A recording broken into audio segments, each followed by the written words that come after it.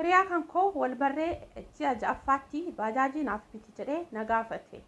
Ashamaa harka fuudhee akkam jirtan hordoftoota chaanala kootii kan taatan marti keessanuu nagaan rabbii lafaaf iddoo jirtanitti isiniif haa baay'atu akkam turtan akkam saa kana keessan an obboleettiin keessan nagaa guutuu irraa qaba. Nageenya na bukkee ture simpirallee haa jiraatu isiniin jecha namoonni chaanala kanaaf haaraa taatan subscribe like gochuudhaan maatii keenyatti dabalama kan maatii koo turtan immoo hanga yoona yaadawwan garaagaraatiin na deeggaraa turtan galatoomaa galata guddaa na biraa qabdan isiniin jechuu jaaladha. Deebi'ee dhufee jira akkuma jalqaba irratti argitan kana obboleettiin keenya tokko namaaf barumsa ta'a yookaas immoo wanti na mudate kun nama biraa akka hin mudanne jettee barumsa yookaas immoo mudannoo ishee mudate sana akka barumsaatitti namaaf qoodi jettee waan yaaddeef gara keessanitti akka dhiyeessu naaf ayyamtee jirti. Mucayyoon kuni shawaa kaabaa fiicheetti kanan dhaladhe jettee jirti. Amma immoo kanan hojjetaa jiru Dubaay keessa jetteerti. Hiriyaan kan koo hamboodha. Ishee immoo dhalootaan Salaale jechuudha. Fiichee dhatteerti. Hiriyaan ishee hamboo jechuudha. Walumaa galatti mucayyoon kun dhugaan isin jira. Bal'inaan walakkaa isaa amma irraa na himteettiyyuu baay'ee tokko na ajaa'ibsiifadhes illee baay'een ishee dinqisiifadhesi. Dubbiin akkas ta'e mucayyoon biyyarraa gara Dubaay deemtee waggaa lammaffaa keessa jirti. Ishee dursee hiriyaa yookaas immoo nama Oromoo ta'ee mucayyoo hambootitu mana isheen dhaqxe sana jira. Ishee dursitee kan waggaa afurachuu hojjetteedha. Kanaaf anillee biyya sana gaafa nda'u akka obboleetitti ishee argadhe waa baay'ee itti gammadee walumaan hojii jalqabne. Isheen lafa irra hojjetti ani immoo fooqii lammaffaarraa hojjedha ture jetteerti. Kanaaf hiriyaan kuni kana wal barre isheerranii kanan baree mucaa kana isheerranan baree jetti. Adeemsa keessa dhufee ji'a shan naannoo akkas gara ji'a afurii gara shanii deemu gadduutti kan isheen mucaa kanaa walla barsiiste jettee jirti. Gaafa mucaa kanaa walla barsiistu obboleessa kan kooti jetteetti walla barsiiste jetteerti. Dhugaan isin jedha wanti kun dhugaa barumsa guddaa isiniif ta'a sirriitti dhageeffadha. Namoonni tokko tokko garuu akka qoosaatti fudhachuu dandeessan garuu waan dhugaa barumsa dhugaa yookaas immoo waan dhugaa mudannoo dhugaa ishee mudateedha. Mucayyoon kuni anna na mudateera namoota biraas immoo namni akka koo kanatti gara laafessa ta'anii toonii rakkoo akkanaa kanaaf saaxilaman hin ababan yookaas immoo jiru jedhee sababa yaaduuf jetteerti. Mucayyoon ani miidiyaadha faaraa miti Itoophiyaa keessa taa'ee yeroo baradhuyyuu miidiyaa kanarraa al tokko tokko onlaayinii fayyadamaan ture. Haa ta'u malee ani rakkoo tokko malee yookaas immoo nam tokko jiramii osuma waan tokko nama mudatiin yookaas immoo sababuma ijoolleen biyya harabaa yookaan biyya alaa yoo deeman birriin jira jedhaniif kan fiiganii dhufantu jira. Isaan keessa ani tokko jetteerti. Maaliif warri kan koo osoo hin deemin jedhanii na dhorkanu osoo barataa jiru. Osoo waan tokko natti hin irratiin akkam barbaadetti ba'ee galee midhaan bishaataa nyaachuu qofa. Obboleen shamarranii kan na fuulduraallee ni jiru. Angaruu fedhiidhuma kootinan dirqamaan dhufu malee jedhee warra koo giddisee dhufe gara biyya hambaa itteerti. Kanaaf rakkoo ma jedhanuu argees hin beeku. Rakkoon sana mudatee hin beeku. Rakkoo gaas hin jedhu jechuudha namni tokko jechuudha. Dhabee maallaqa dhabee yookaas immoo fakkeenya bultii dhabee bultii san keessatti waan tokko ta'uu fidee nama waan akkasii itti seene miti shan jechuudha. Walumaa galatti maatii bira osoo hin jiru osoo barataa jiru ni barumsa adda kutee deemette. Kanaaf mucayyoo kana dhufee gaafan Dubaayitti itti wal argu yookaas immoo mana nani dhaqe sana waan ishee argadhu nama Oromoo ta'u argachuu kootti baay'ee hedduu gammadee bakka baay'ee tokko jettee sirriitti walitti dhufeenyi keenya hiriyaan keenya kan obbolummaa caalee ta'ee jette. Maaliif uffata tokko malee uffannu yoo alatti gadi baane fakkii wal fakkaataa malee uffannee gadi hin baanu yoo bitachuudhaan kan wal fakkaatu malee hin bitannu. Nyaanni keenya qursii iraata misaan bakka ani yoon jiraan isheen hin nyaattu isheen yoon jiraan ani hin nyaadhu jetteerti. Kuni baay'ee keessan sirriitti dhageeffadhaa dhugaan isin jedha barumsa hedduu isiniif ta'a. Maaliif jennaan baay'een keessan jirtan keessattuu ijoolleen Dubaay 3-4 taatanii kan hojjettan akkasuma Itoophiyaawwanis akka jaaltii akkasuma immoo zeegaa biraatiin kan wal aggaxamtan akkasumas immoo namni isin lama Itoophiyaawii taatanii kun immoo zeegaa biyya biraa kan ta'an ni jiru jechuudha. Kanaaf walumaa galatti mucayyoon kuni ani guyyaa tokko keessa guyyaa tokko ishee sana mucayyoo sanaanii garagaree akka halagaatitti nan laalallee jedhee yaadallee hin beeku jetteerti. Jaalalli keenya humnaa ol jette. Humnaa ol. maaliif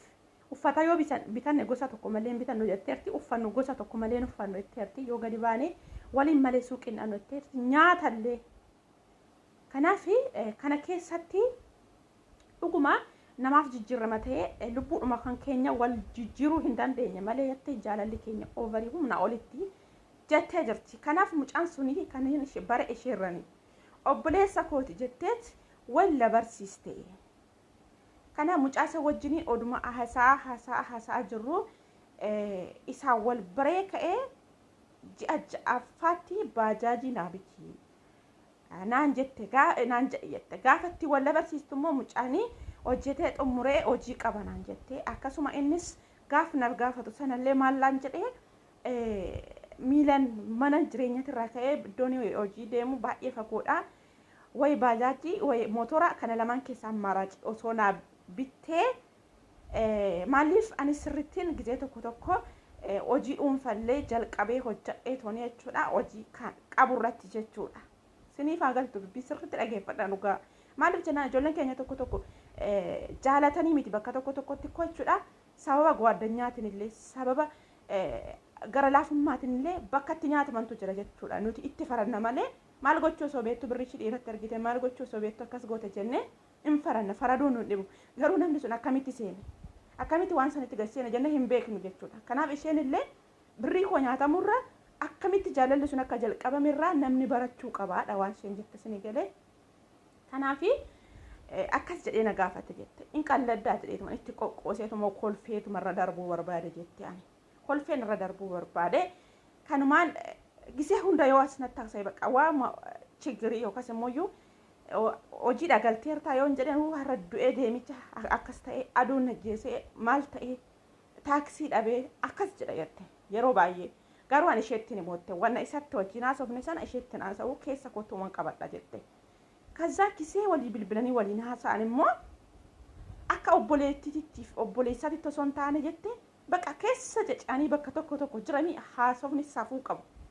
bakki itti akka obbolaatitti itti haasoftanii fi bakki akka hiriyaatitti itti haasoftan gargari kana yeroo isiniin jedhu hiriyaa keessa wajjin haasofni qalbii jechuudha haasoftanii fi obboleessa keessa wajjin immoo haasofni qalbii kan haasoftan tokko miti isinii galee kanaaf micayyoon kuni baqa gisee isaa wajjin haasaan kana gaafii natti ta'a jette sammuu kootti maaliif akkasitti waliin haasa'an baay'ee wal jaalanna ani isarratti kan dhaladhe baay'ee tokko kan wal jaalannu kanaaf akkasitti akka hiriyaatitti waliin qallanna naan jetti yeroo hunda anis baqa sabuma jaalalli isaanii nama qannaasisu kanaaf akkasitti haasa'uu danda'u jedhee sammuutti fudhee adeemsa keessa osuma haasa'aa jiru yeroo hundaa silkiin kan koo paatarnii yookaas immoo piinii ittiin godhu itti kashee garuu qulfii isaa nama kamiyyuu beekee banuu hin danda'u jette silkii isheen qolloftee yeroo hunda tasumayyuu jette silkii lama of harkaa qabdi silkii kanarratti mistira wannoo akkasuma maal jedhama mastaawwashaawwan adda addaa waan hin qabadheefu na jalaa foormaatii ta'a waan akkasii ta'a jedhee tanaan kana qollofa akkanummoo yeroo hunda kanatti kanan fayyadamu rakkoon qabu jetti isa tokko duwwaa paatarnii malee lafa gooti isa tokko garuu sirumayyuu hin bantu jette gugguu namni bira jiru silkii sana hin qabattu achi kaatee hoggaa namni bira jirre yoo nan hojii dhaqee tasaas deebi'u silkii sana harkatti arga jette ishee harkatti silkii sana harkatti arga kanaaf walumaa galatti wanti ta'e tokko sammuu keessa maaliif yeroo hunda kadhannaan ani galgala jilbii fedhee waaqayyoon kadhadhus ta'ee moo baqa waan isaa hin beeku bicha xirixaaree sammuu koo keessaa na fidee jira jette micayyoon nashakke jette kaza gaafna bilbilee si du'ee si cabe baqa akkasitti haasaa osuma akkas haasaa immoo ammas immoo waa'ee maallaqaa sana kallattii kamiinuu haa ta'u kallattii kamiinuu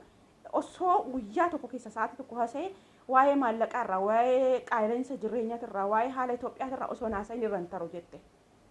ani hoggaa ishee wajjin haasa'an garuu waa'ee jaalalaa fakkeenyaaf amma yoom heerumtaa ati fuudhina duraa waan akkasii akkas walitti qaqalladu jette qalbii isaanii sunuu keessa cecee bakka tokkotti ija qaban gizee tokko akkan isaan shakku gara caalatti akkan isaan shakku akkasumas immoo okadhee akkan isaan dhageeffadhu leena taasise jette haalli haasaa waliin haasaan jette kanaaf achumaanan anis akkasumatti itti fufuu jalqabee gara caalatti garuu silkii ishiin qolloftu sana argachuudhaaf yeroo baay'ee yaalii geggeessaa ture jette kanaaf iyyuu micayyoon kuni asumaan immoo gedduudhaan kana keessa as deebitee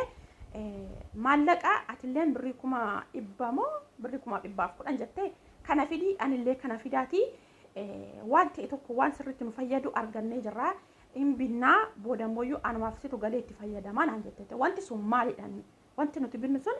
maalidhaan jedheen jette maal binneet maalidha wanti nuti irraa gallee yeroo gabaabaa tirfii irraa argachuu dandeenyu sun maalidha jennaanii lafa naan jette lafti immoo walitti akkamitti bitamare lafti ko walitti bitamuu hin danda'u sijammar walittis immoo lafa bituu hin barbaadu ani namaan hombite dhuunfaa kootti bitachuu barbaada malee namaa walitti bituu hin barbaadu namni bakka eegas immoo shaara dhiiseera baqqaachuu ani amma sana dhiise baajaajii bituufan ka'edhaan jettette immoo takka bultee ooltee bubbulteetta waa'een baajaajii sun dhuftee kana faassaa keessaa bahee sunii fi kana faashee keessaa bahee illee walitti naa dhufee jette ammas shakkiin koo akkuma itti fufeetti jira garuu jaalalan isheedha qabu hin hir'isne baay'een ishee jaaladha maaliif jalqaba biyya namaatti gaafa ishee waan argadheef yookaas immoo akka obboleettii kootti akka maatii kootti dhufee itti maxxanee afaan jaraa waan na barsiisteef gara caalatti immoo namni maaddii tokko irratti waliin nyaatanii dhuguu jechuun waan guddaadha yookaas immoo nama beekuuf nama qaalii rabbii beekuuf nama qaalii waaqayyoo beeku irratti waan guddaadha nama maaddii tokko wajjin nyaattee kaastee maaddii sanan garagarshiin jedha kanaaf ani yeroo kam keessattuyyuu yookaas immoo jibbinsis ta'ee miidhaan hamma karaa isheetirraa dhufutti sababaan eeguuf obseetuman itti fufee jaalalana ishee qabu garuu irraa hin hir'isne garuu olee bulee guyyaa tokko keessaa tokko akkan silkii isheen qolloftu sana argadhu abdii godheetuman bakka sanuma haaluma amala koo duraatiin itti fufee isaanis akkasumatti waliin hasaa turre waa'ee maallaqaa yookaan waa'ee baajaajii naabiti naan jedhe garuu osuma qaxaroo qabsiisu anillee jala dheeressee gedduudhaan illee maatii kan kooti maallaqa waan isaan barbaachisuuf rakkoon akkasii isaan mudatee jira jedhee ani maallaqa sana obboleessa koo irratti erga jette ani maatii dhafa rakkoo dhafananii isaan booda naa deebisan jedhee garuu ani obboleessa koo irratti yookaan kanan erge suni maallaqni suni itti himeetuman akkanaaf ol kaa'utti obboleessa koo irratti erge jette isaaniin garuu rakkoo maatii koo waan mudateef amma isaaniif maallaqa ergee jira yeroo lammaffaatti immoo rakkoon qabu bakka hin binnaa naan jedhaan jette bakka waanuma tokko atachii hojjechaa jirta ani asitti sa'aatii tirfii baay'een qabaa taayimii tirfii waan hin qabuuf hojjechuun qabaa hojii uumuun qabaa hojii uumnaaf uummachuu qabnaa akkas naan jedha yeroo dheeraadhaaf waanuma akkasii natti haasa'a osuman irraa qaqqabu dhufee arra ga'ee jira amma garuu walumaa galatti turtiin kan keenya yookaas aniif inni walii turre waggaa tokkoo fi gara ji'a torbaatti deemaa jira kan dhufee inni ji'a ja'atti aniif inni wal barree ji'a ja'atti baajaajii na gaafate san osuman achi qabu walumaan as qabu osuman isaan sobuu iddoo kanaan ga'ee jira kanaaf walumaa galatti akkamittiin jarri sun obbolaa akka hin taane akkamittiin akkam bare maallaqa koo wanti amman isa wajjii wal bare gedduutti nyaatame tokkoffaa insobu silkii bitee jira lammaffaa immoo ishumatu asii gaafa awwala gabaa gurraachatirraa ergattu birrii hamma kana na goddolee jira waan amma birrii amma kana itti guutee erguu sababan barbaadeef jettee waan laqanarraa fuutee turte baay'ee miti birrii Dubaay birrii 1,000dha kai silkii saabite wajjiniin kana qofa amma akka nyaatameetitti kanan ani fulaalaa jiru malee kan waaqayyo wajjin of oolchee jira akkamittiin akkan irra ga'e yookaas immoo akkamittiin isaan akka obbolaa hin taane akkamittiin akka isaan na shawwadaa turan maaliif kananan obboleessa isheeti jettee sobdee anaa walla barsiiste akka abbaa manaa ishee ta'e garuu osoo beektu akka maallaqan harkaa baasuudhaaf waan sana yaalii sana hunda gaggeessaa turte baree jira garuu ani maaddii ishee wajjin nyaadheera dhugee jira ammas taanaan maqaa ishee ifa isiniif hin godhu garuu immoo akkamittiin akka irra ga'e yookaas immoo ragaa akkamii argadhee kan baradhee ani mana sanaa badee ba'ee isiniif qooduu nan barbaada nan yaadni isaanii bal'aa yoo ta'e nan qoodaaf jettee jirti ammaaf wanti isheen natti himte hin jiru kana wanti nan isiniin jedhee yaada namootaa yookaas nutti himtu jedhee namoonni yaada sana baruu barbaadu yoo jiraate nin qoodaafi garuu hammaaf asuma irratti naan jettee wanti isheen naa qoodde isa kana garuu walumaa galatti birrii nan nyaatame birrii Dubaay 1,000 fi silkii bitee jira ergeef jetteerti silkii riidi emmiin biteef ergeetteerti kana lamaan qofa nyaatamee anan ofitti shakkullee garuu ani amma osoon isheetti hamaalleen baafanne osoon ishee waa tokkollee walitti hin buune sababan guyyaa rakkoo guyyaanan afaan hin beekne guyyaanani eenyumayyuu hin beekne dhufee biyya sanatti na barsiistefu ani maaddin ishee wajjin nyaadhe sana gargaarshuu hin barbaanne garuu badee ishee bira bahee jira. Garuu mootu ani ragaa sana argadhee barsantii 100% isaan abbaa manaa fi haadha manaa ta'uu isaanii gaafa nu hubadhu inni isheen obboleessa kooti jettee anaa wal barsiistee maallaqa akkan ansatti ergu akkan baajaajii isaaf bitu ana na kutukutaa yookaas immoo maallaqa na harkaa baasuudhaaf tooftaa kallattii garaagaraatiin na gaafataa turan suni abbaa manaa fi haadha manaati.